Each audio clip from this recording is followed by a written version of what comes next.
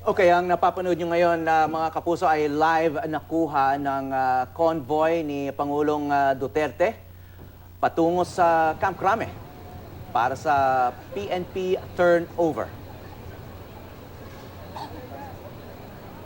Matapos ang inaugurasyon, nakatakda namang dumalo ngayong araw sa turnover ceremony ng liderato ng Philippine National Police si President Duterte.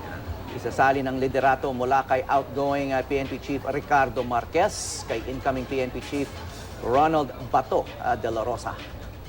Daduluhan din ni Pangulong Duterte mamayang hapon ang pagpapalit naman ng liderato sa Armed Forces of the Philippines.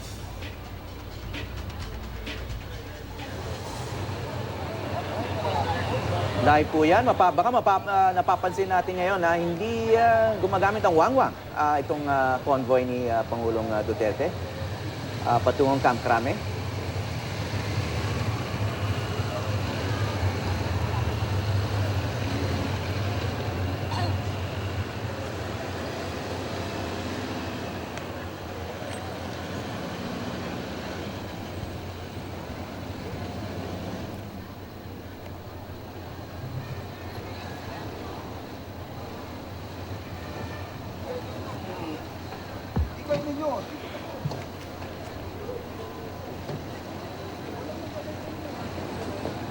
Ladies and gentlemen, announcing the arrival of the President of the Philippines, Rodrigo R. Duterte, and he is being welcomed by the incoming Chief of the Philippine National Police, Police Chief Superintendent Ronald M. de la Rosa.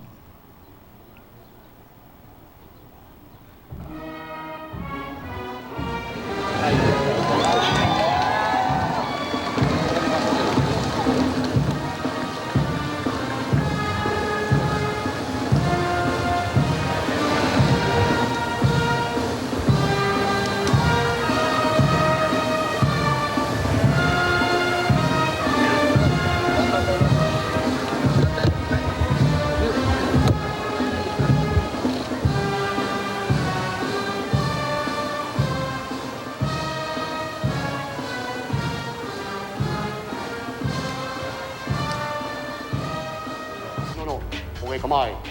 Na.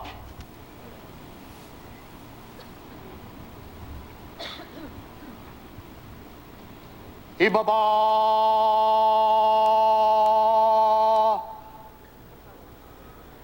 Ta.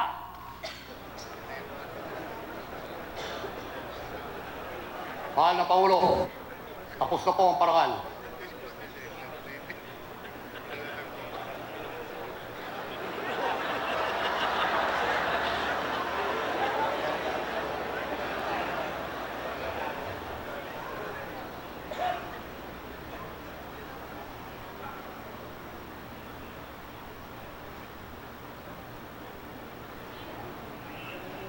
Makinig sa payag.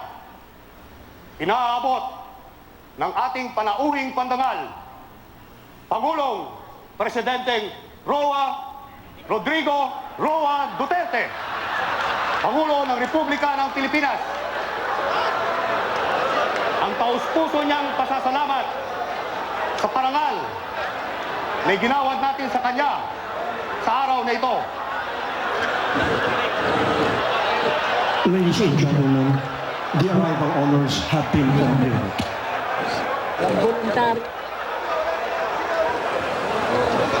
Voluntaryo ka na. Sa'yo. Ano, nagtatakbo ha? Nagtatakbo. Nervyos.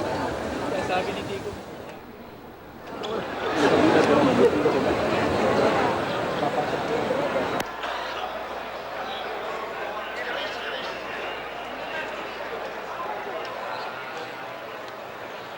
Ladies and gentlemen, the President of the Philippines, Rodrigo Roa Duterte.